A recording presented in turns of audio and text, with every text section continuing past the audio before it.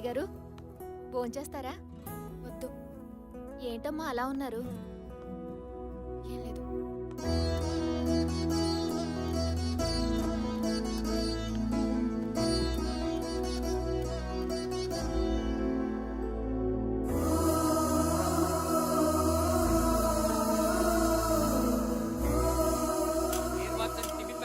Minimum 2000 అవుద్ది. అది కాదన్నా, పాతైనా పర్లేదు. సరే రేపురా, ఎవరిదో ఒకటి పీక్ పెట్టించేస్తాం. థ్యాంక్స్ అన్నా.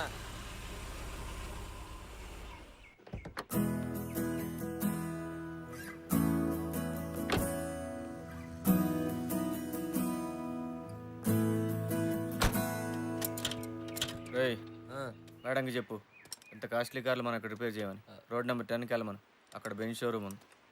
నేను అందుకు రాలేదు. మరి డబ్బులా? ఒకేసారి ₹1,00,000 అంటే కష్టం మేడం. 1-2 monthsలో సర్దేస్తాను. నాకు డబ్బులు అక్కర్లేదు. మరి ఇంకేం కావాలి మేడం? I'm really sorry. ఏదో తెలియకన్నా. నిన్న నేను అలా మాట్లాడి ఉండాల్సింది కాదు. పర్లేదండి, మీరు అనేవాళ్ళు మేము పడేవాళ్ళం.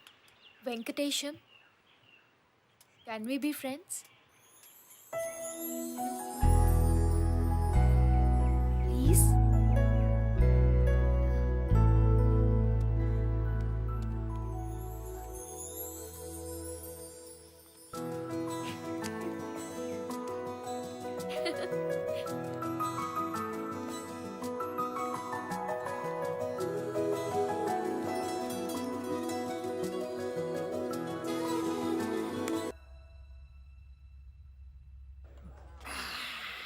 బాగుంది తమ్మి, బాగుంది. తర్వాత ఏముంది, అంజలి కూడా మనల్ని లవ్ చేస్తుందనే మ్యాటర్ నాకు అర్థమైపోయింది రా భయ్. ఈ పోర్లకు అసలు ధమాకుండదు తమ్మి. చదువు ఉంటుంది, పైసలు ఉంటాయి, చూడడానికి కష్టమని ఉంటారు. ఫైనల్ గా నీ అసలు వాడికి వికెట్ ఇస్తా. I hurt. నువ్వు కూసు తమ్మి, కూసు కూసు కూసు కూసు. ఓ పెగ్గి. తర్వాత ఏమేం చెప్పు.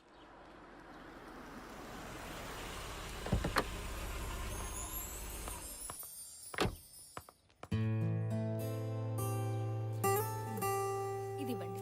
300. ఏదైనా మెసేజ్ రాయమంటారా? To Venkatesham with love, Anjali. Hey Anjali. Hey Rekha, నువ్వేంటి ఇక్కడ? బాగుందే, మా ఏరియాకి వచ్చి నన్ను అడుగుతావా? అవును, నువ్వేంటి ఈ ఏరియాలో? వెంకటేశం అని ఫ్రెండ్, కానీ కలుద్దామని వచ్చాను. ఆ వేస్ట్ గాడు నీకెలా ఫ్రెండ్ అయ్యాడే? లేదు, అతను చాలా మంచివాడు. నువ్వు ఇంకెవరో అనుకుంటున్నావు. ఎవడా మెకానిక్ షెడ్ గాడే కదా, వాడు పెద్ద ఎదవే తల్లి. రేఖ, అతని గురించి నీకు పూర్తిగా తెలీదు. నీ దాకా ఎందుకు? ఇనిషియల్లీ నేను కూడా అతన్ని మిస్అండర్స్టాండ్ చేసుకున్నాను. అండర్స్టాండ్ చేసుకోవడానికి ఆళ్ళే ఉంది. నీకెలా చెప్పాలో అర్థం కావడం లేదు. అతను ఒక ఎక్స్ట్రాడినరీ పర్సన్, సో ఇంటెలిజెంట్, ఒక జీనియస్. నేను నమ్మనే. నమ్మవా?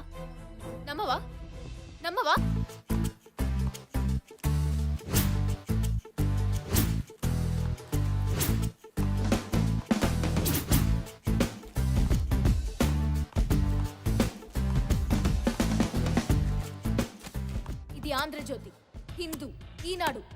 చదువు.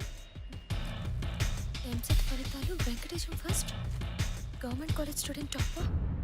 నువ్వు అతని గురించి పూర్తిగా తెలుసుకోకుండా మాట్లాడడం చాలా పెద్ద తప్పు. ఆ సంవత్సరం ఎంసెట్ రాసిన లక్షల మందిలో అతనే ఫస్ట్. ఒక్క నిమిషం.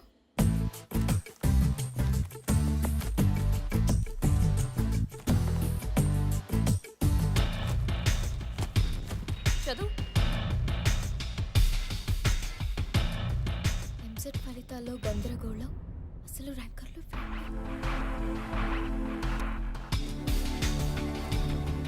కంప్యూటర్ తప్పిదం వల్ల తారుమారైన ఎంసెట్ ఫలితాలు. ఏంటి ఇది? అసలు ఏం జరిగిందంటే,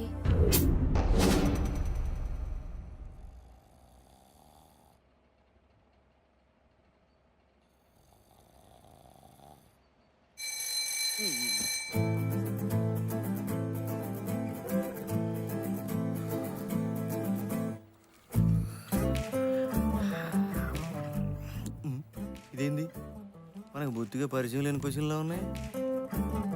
ఒక సంచిలో రెడ్ బాలు, బ్లూ బాలు, ఆ బాలు, ఈ బాలు ఉన్నాయి.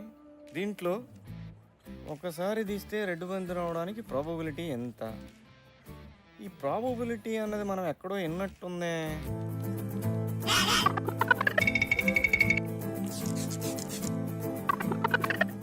అయినా ఇలా పిచ్చి కాకపోతే సంచుల్లో బంతులు పేకల్లో మొక్కలు తీస్తే ఇంజనీర్లు అయిపోతారా? Last 1 hour. వెంకటేశం, ఇది మనకు వర్కౌట్ అవుతురా బాయ్. మేడం ఏంటి వెళ్ళాలి. అలా కుదరదు. ఏ according to the rules last half an hour లోనే బయటికి పంపిస్తాం. ఏంటండి ఇది? ఇదే ఎగ్జామ్ హాల్ అనుకుంటున్నారా లేకపోతే జైలు అనుకుంటున్నారా? నువ్వు ఇలా గోల చేసావనుకో బయట ఉన్న పోలీసులు లోపలికి వస్తారు, నిన్ను తీసుకువెళ్తారు, తర్వాత జైల్లోనే వేస్తారు. వద్దండి, వాళ్ళు లోపలికి రావడం ఎందుకండి? 20 మినిట్సే కదా, నేనే వెయిట్ చేస్తాను. ఆ సంవత్సరమే for the first time OMR sheet ని ఇంట్రడ్యూస్ చేశారు. మామూలుగా అయితే ఏబిసిడి ఆప్షన్స్ లో దేన్ని ఒకదాన్ని డార్క్ చేయాలి. 20 మినిట్స్ టైం పాస్ చేయాలి. అంచుల్లో బంతులు. ఓకే. కానీ వీడికి బోర్ ఏదో కొట్టి చేద్దాం. ఏం చేయాలో అర్థం కాక అన్ని సర్కిల్స్ డార్క్ చేశాడు. అప్పుడున్న సాఫ్ట్వేర్ కరెక్ట్ సర్కిల్ డార్క్ చేసుందా అని మాత్రమే చూసేది, మిగిలిన మూడింటిని ఇగ్నోర్ చేసేది. 4 ఆప్షన్స్ లో ఏదో ఒకటి కరెక్ట్ ఆన్సర్ ఖచ్చితంగా ఉండడం, వీడు 4 సర్కిల్స్ డార్క్ చేయడం వల్ల సాఫ్ట్వేర్ పప్పులో కాలేసి వీడికి 200కి 200 మార్కులు వేసేసింది. సో అలా వాడికి స్టేట్ ఫస్ట్ ర్యాంక్ వచ్చిందని అన్ని పేపర్స్ లో న్యూస్ వేశారు. కానీ ఇంటర్మీడియట్ లో ఒక్క సబ్జెక్ట్ లో కూడా పాస్ కాని వాడు స్టేట్ ఫస్ట్ ఏంటా అని డౌట్ వచ్చి క్రాస్ వెరిఫై చేస్తే అసలు మ్యాటర్ బయటపడింది. Next day all news papers లో సవరణ వేశారు. ఇక్కడే ఉన్నాడు. ఏరా నువ్వు ఫస్ట్ కాదటగా? రోజుకు 16 గంటలు చదవనన్నావు కదా, నీ విజయానికి నువ్వే కారణం అన్నా. న్యూటన్ కూడా అంత కటింగ్ ఇవ్వలేదురా. నీళ్లతో నడిచే బండి కనబడతా అన్నావు, గాలిన కొడక.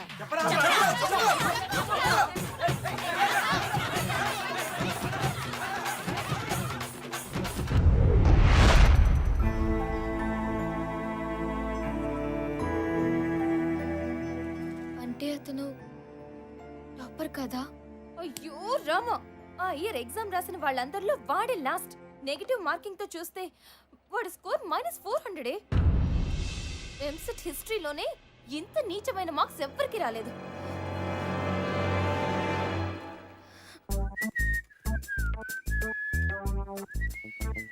ఏయ్, షెడ్ అంతా నీట్ గా పెట్టండి రా. తల్లాడిపోవాలా? ఏయ్, టైర్లు ఏంట్రా అక్కడ పడేసావు? అక్కడ ఆయిల్ ఏంట్రా?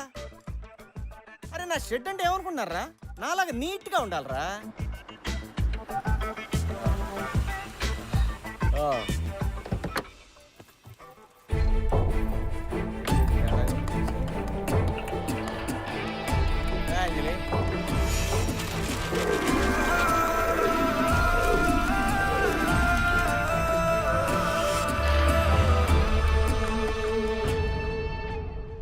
అంజలి, ఎప్పటి నుంచో చెప్పాలనుకున్న విషయం ఇదే, కానీ ఎలా చెప్పాలో అర్థం కాలేదు.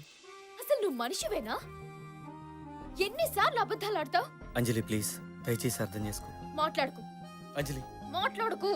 అంజలి రై సిగరెట్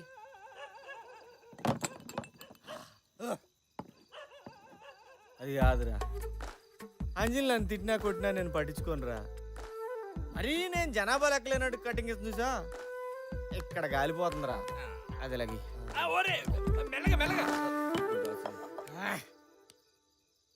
రే ఫంటరు, ఈరోజు మందు ఎంత కొట్టినా ఎక్కట్లేదేంట్రా? మందులో కిక్కు తగ్గిందా, బాధ ఎక్కువైందా? డూప్లికేట్ తెచ్చుంటాడు సరికి అలాంటి. నువ్వే చెప్పావు కదరా, ఆడవాళ్ళు ఒకసారి ఇష్టపడితే ఏం చేసినా పట్టించుకోరని. మరి అదేంట్రా, ఎదురు పడితే పక్క తప్పకుండా పలకరితే పట్టించుకోదు. ఎప్పుడు ఫోన్ చేసినా switch off switch off switch off అని. ల్యాండ్ లైన్ ఫోన్ చేయన్నా, ల్యాండ్ లైన్ దాని స్విచ్ ఆఫ్ ఉండదుగా. ఓ కరెక్ట్.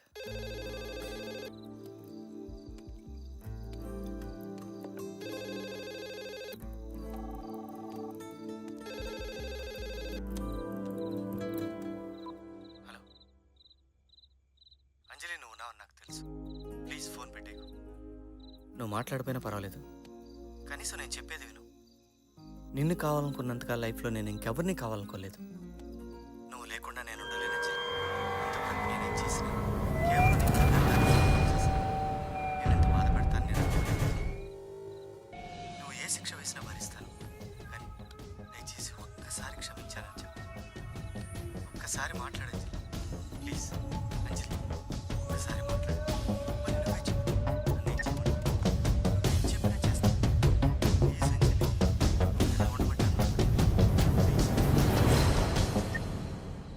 ఎవడాడు బుజ్జమ్మ? ఎవరూ లేరు. నేనంతా విన్నాను బుజ్జమ్మ. ఎవడాడు? ఎవరు లేరు నాన్న. అడిగేది నిన్నే బుజ్జమ్మ. ఎవడాడు? వెంకటేష్. ఎక్కడుంటాడు? ఏం చేస్తుంటాడు? ప్రగతి కాలనీలో మెకానిక్. మెకానిక్కా? మెకానిక్కా? రే కొండ! రే కొండ, వాడెవడో వెంకటేశం అంట, ప్రగతి కాలంలో మెకానిక్ అంట. అమ్మాయి జోలికి వస్తుండు. అర్ధరాత్రి ఇంటికి ఫోన్ చేసి బుజ్జమ్మని ఏడిపిస్తుండు. ఏడిపించడమా? తనేమి నన్ను ఏడిపించట్లేదు. నీకేం తెలియదు, నువ్వు ఊరుకో బుజ్జమ్మ. అరే కొండ, అన్నా రేపటి నుంచి ఆడు బుజ్జమ్మ పేరు తలచాలంటేనే గజ్జ గజ్జ వణికిపోవాలా. చేపని తోమినట్టు తోమి అన్ని మూసి నదిలో కలిపిరా. పదరా. నాన్న, నా మాట వినండి నాన్న. ఫోన్ చేస్తాడా వాడు? ప్లీజ్, ప్లీజ్ ఆగండి నాన్న. నీకేం తెలియదు, నువ్వు తప్పుకో. వెంకటేష్ అన్న ఏం చేయకండి నాన్న. నువ్వు చిన్న పిల్లవి, నేను చూసుకుంటా కదా. నాన్న, నేను చెప్పేది వినండి. బుజ్జమ్మ నువ్వు తప్పుకో. నాన్న, నేను వెంకటేష్ అని ప్రేమిస్తున్నా. నేను వెంకటేష్ అని ప్రేమిస్తున్నా.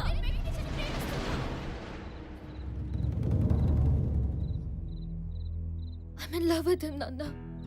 లవ్ మెకానిక్ తోనా? ఏమో నాన్న, నాకు తెలీదు. ఎలా నచ్చాడు, ఎందుకు నచ్చాడు, ఇలాంటి రీజన్స్ అడగొద్దు. కానీ నాకు వెంకటేశ్వర అంటే చాలా ఇష్టం. ఈ విషయం ఇంతవరకు తనకు కూడా చెప్పలేదు. మొదట మీకే చెప్తున్నా. తను నా లైఫ్లోకి రాకముందు ప్రతిరోజు ఒకేలా ఉండేది. తను నాకు పరిచయం అయ్యాక ప్రతిరోజు ప్రతి క్షణం ఒక్కోలా ఉంటుంది. He added colors to my life.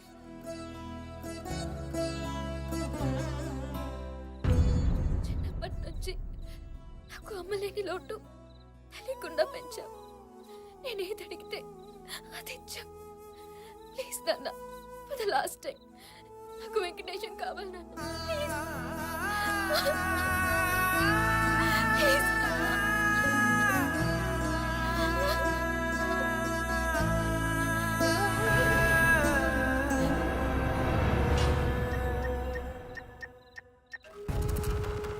నేను మీతో ఒకసారి మాట్లాడాలి.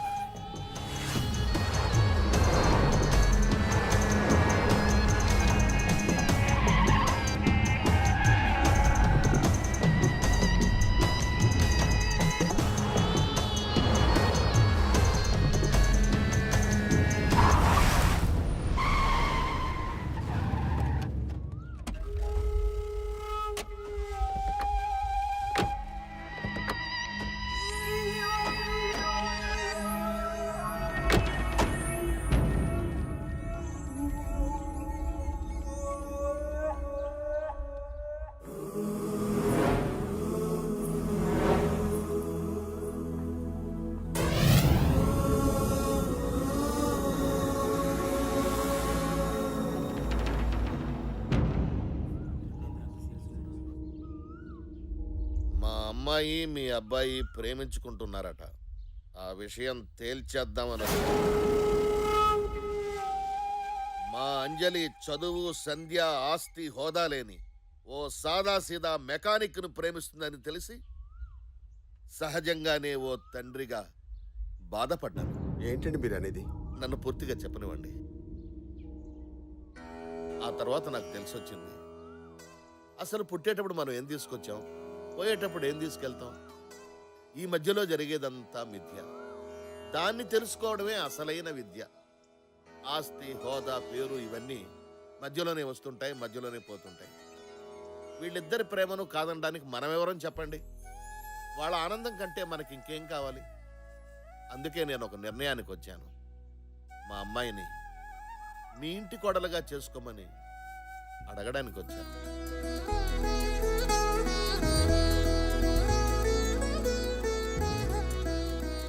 అదెంత మాట అన్నయ్య గారు. అంజలి లాంటి అమ్మాయి మా ఇంటికి రావడం మా అదృష్టం. తల్లి లేని పిల్ల, ఏ లోటు లేకుండా పెంచాను. ఇక మా అంజలి బాధ్యత మీదేనండి. మీరు నిశ్చింతగా ఉండండి, మా కన్న కూతురులా చూసుకుంటాం. ఇంకో విషయం, ఇదేదో లవ్ మ్యారేజ్ కదా, లాంఛనాలు ఉండవని అనుకోవద్దు. మీ పద్ధతి ప్రకారమే పెళ్లి వైభవంగా జరిపిద్దాం. చాలా సంతోషం అండి, మీ ఇష్ట ప్రకారం జరిపిద్దాం. ఏ గీత, ఒకసారి అంజలి పిలువే. అంజలి, చిన్న అర్రవకే. అంజలి.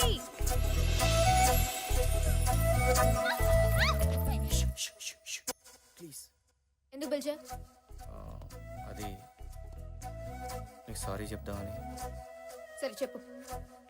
అంజలి సారీ, ఇంకా జీవితంలో ఎప్పుడు నేను నీతో అబద్ధం చెప్పను. ఓకే, ఇంక నేను వెళ్తాను. ఏంటి? నేను నిన్ను ఒకసారి హక్ చేసుకున్నా వాట్? No chance. ప్లీజ్, వద్దన్ననా? నిజంగా వెంకటేశం నా మాట ఒకసారి. బాగుంది కదా?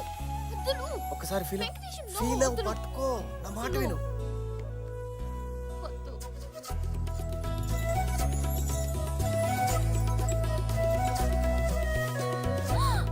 అన్నయ్య! ఏంటిది? అయ్యలేదే, అదేదో ఇరుక్కుంటాను జడలో అది. అంజలి, మీ ఫాదర్ పిలుస్తున్నారు. హ్మ్. అంజలి